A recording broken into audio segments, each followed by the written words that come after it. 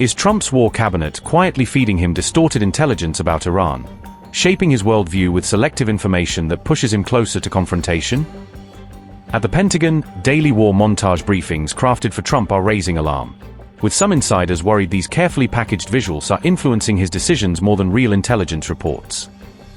Each 2-minute highlight reel of daily airstrikes paints a dramatic picture of power and progress, potentially affecting how the president perceives success and the trajectory of America's operations against Iran. Trump may be seeing only triumphs and clean victories in Iran through these briefings, while the truth on the ground tells a much harsher, more chaotic story far removed from the sanitized clips is shown.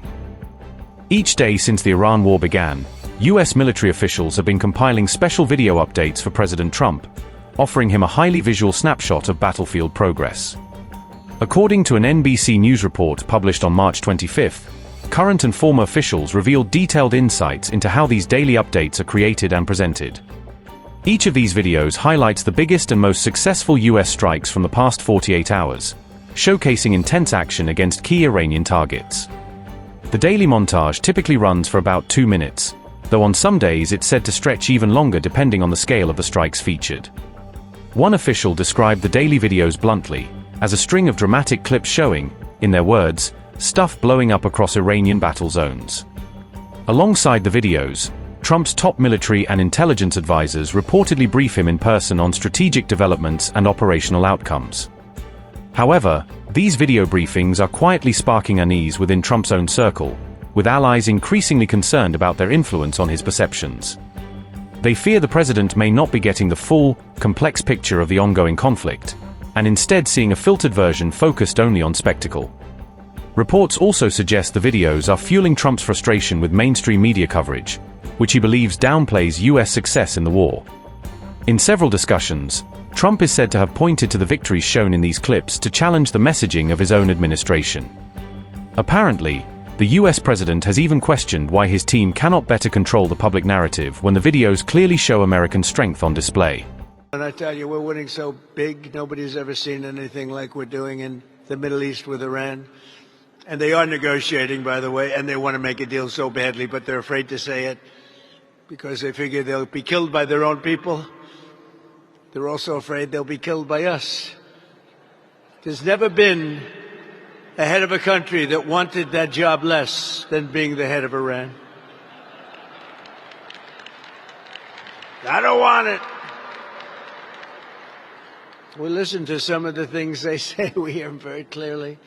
They say, I don't want it. We'd like to make you the next supreme leader. No, thank you. I don't want it. I agree with them 100%. But I do. We did a lot. We settled 8 wars. But I actually thought, when I went on this excursion, as I call it, excursion into hell, excursion into a terrible place, when I went on to do something that for 47 years should have been done by any of the other presidents, and you heard numerous of them said they wished they did it, but they didn't have the guts to do it. We had no choice. But I thought it would be much worse. I thought that the energy prices, oil price would go up higher. I thought the stock market would go somewhat lower. But it didn't matter to me. It's short term. What we had to do is get rid of the cancer. We had to cut out the cancer. The cancer was Iran with a nuclear weapon. And we've cut it out. Now we're going to finish it off.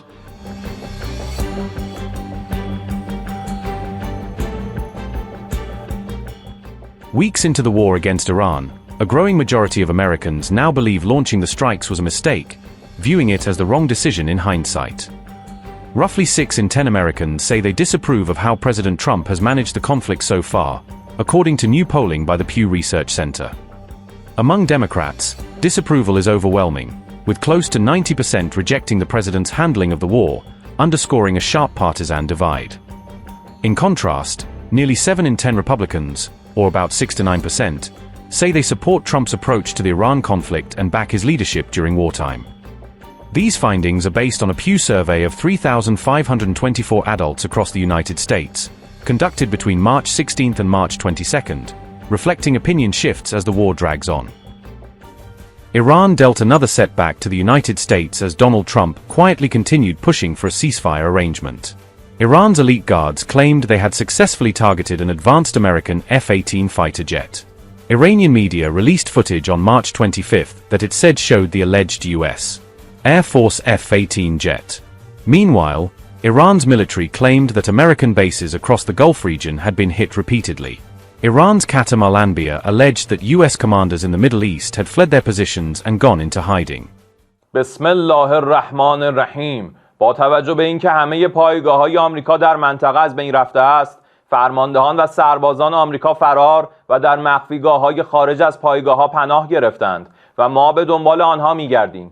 از مردم کشورهای منطقه می‌خواهیم محل اختفای آنها را گزارش کنند و همزمان برای امنیت خود اخراج آمریکایی‌ها را از منطقه خواستار شوند. و من نصر الا من عند الله العزیز الحکیم.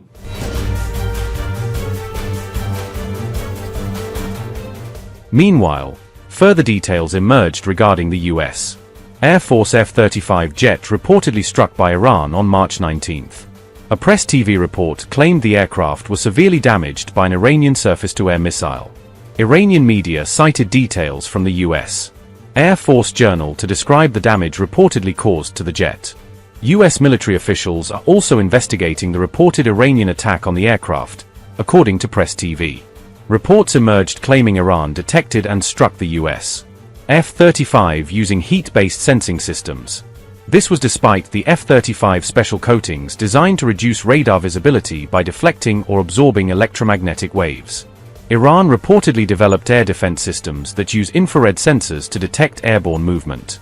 That technology is alleged to be similar to systems used by Yemen's Houthis during their war with the United States in 2025.